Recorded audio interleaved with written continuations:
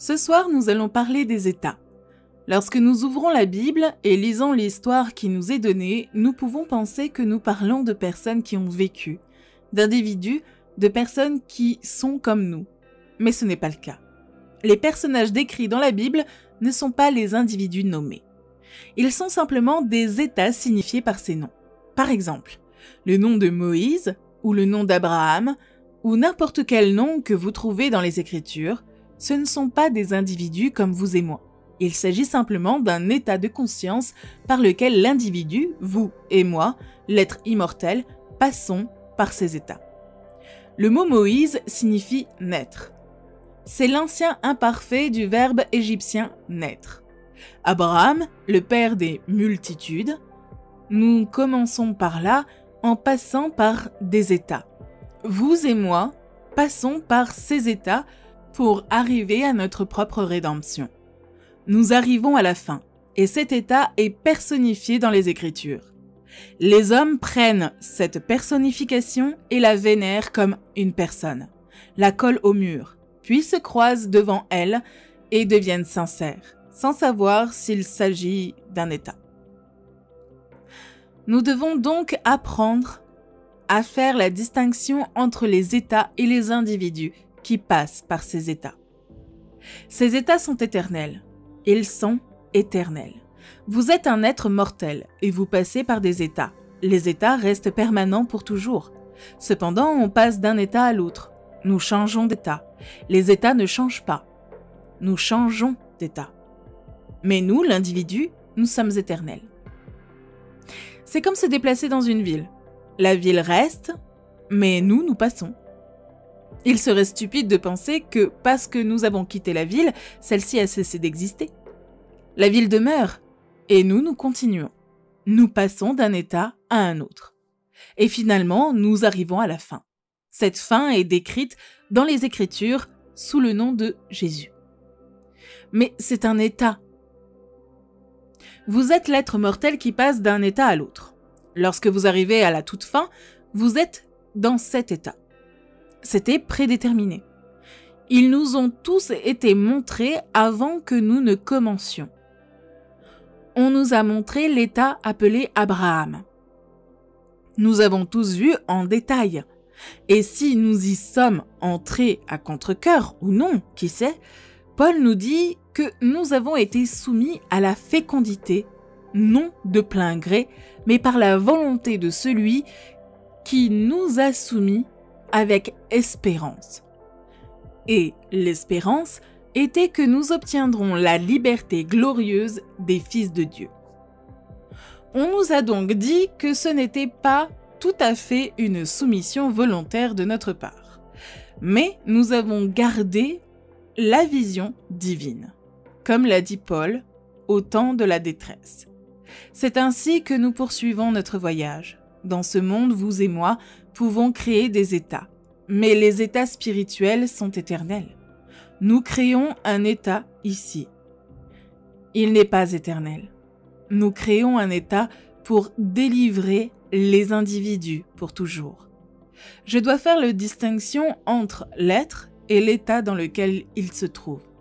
Je le vois donc au chômage. D'accord, il est au chômage et il veut avoir un emploi rémunéré. Il n'y a rien de mal à cela. Je me le représente donc comme quelqu'un qui a un emploi rémunéré, qui a plus que ce qu'il n'a jamais eu auparavant. Dans la mesure où je suis persuadé qu'il est ce que j'ai imaginé qu'il était, c'est dans cette mesure qu'il le deviendra. Je le fais passer d'un état à un autre. Mais l'état dans lequel il est tombé reste accessible à tous. Et tous peuvent d'ailleurs y tomber en même temps. Il n'est pas le seul à occuper l'état de chômeur. Il pourrait y avoir des millions de chômeurs et des millions de personnes qui désirent en sortir. Beaucoup de chômeurs n'ont aucune envie d'en sortir. Ils préfèrent bénéficier de l'aide sociale. C'est leur désir, et c'est très bien ainsi. Mais si quelqu'un souhaite avoir un emploi rémunéré et sortir de l'état de chômeur, vous et moi pouvons créer cet état. Comment puis-je créer cet état? En utilisant mon imagination. L'imagination n'est pas un état, c'est l'existence humaine elle-même. Vous n'êtes que l'imagination, et Dieu n'est que de l'imagination. Vous êtes Dieu et Dieu est en fait en vous sous la forme de votre merveilleuse imagination humaine. Ces états permanents de l'âme, ces états spirituels demeurent. Vous et moi les traversons pour atteindre notre propre rédemption. Mais dans l'intervalle, nous rencontrons un ami, et cet ami a besoin d'aide, et l'aide consiste à sortir de l'état. Je ne pourrai pas te donner de l'argent, mais comme Pierre l'a dit, je n'ai ni argent ni or pour toi, mais ce que j'ai, je te le donne. Il crée un état et fait passer l'homme de l'état de mendiant, qui passe son temps à mendier au coin de la rue, à un état où il saute de joie. Il est maintenant employé, il ne mendie plus d'argent. Il ne lui a donc pas donné de pièces, il lui a simplement donné un nouvel état de conscience. Je vous prends donc en tant qu'individu. Je vous représente comme celui que vous aimeriez être. Celui que j'aimerais être si j'étais dans votre état. Je fais en sorte que cela corresponde à ce que l'on appelle la règle d'or. Je fais aux autres ce que je voudrais qu'ils fassent pour moi. Si j'étais dans cet état, aimerais-je être dans un meilleur état? Certainement. Alors, faites-le à un autre. Ainsi, s'il vous demande quelque chose, vous vous le représentez simplement comme ayant un emploi rémunéré, ou s'il était malade, comme étant en bonne santé, ou s'il ne l'est pas, s'il veut se marier et qu'il ne trouve pas la bonne personne, alors dans votre esprit, vous supposez qu'il a trouvé la bonne personne, quelle que soit la demande naturelle normale qui n'est pas en conflit avec votre propre code moral et éthique. Et vous créez un état. Vous créez un état, puis vous transportez votre individu dans cet état. Comment je fais cela? Je poursuis mentalement une conversation avec cet ami en partant du principe qu'il est dans cet état. Il me dit combien il est heureux de son nouveau travail et combien il gagne. Je le vois dans mon esprit, radieux. Alors suis-je persuadé que cet acte imaginaire est un fait? Est-ce que je crois vraiment à la réalité de ce que j'ai fait?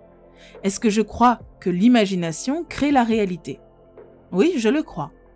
Alors dans la mesure où je suis persuadé, il devient l'incarnation de ce que j'ai imaginé. Ce sont des états.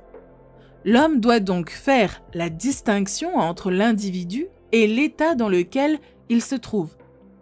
Ainsi, Black a dit « Je ne considère pas que le juste ou le méchant soit dans un état suprême, mais qu'ils sont chacun des états du sommeil dans lequel l'âme peut tomber dans ses rêves mortels de bien et de mal. Lorsqu'elle a quitté le paradis, elle a suivi le serpent de la génération. Nous sommes donc descendus pour faire l'expérience de la mort. Car c'est un monde de mort, où tout apparaît, tout s'allume, tout s'éteint et tout disparaît. Tout meurt dans ce monde. Quelle que soit la durée de vie apparente, tout finit par mourir. Nous descendons donc dans le monde de la mort. Et le dernier ennemi à détruire ou à vaincre est la mort. J'entre dans la mort et je la vains pour prouver que je ne peux pas mourir. Je suis un être mortel car je suis toute l'imagination.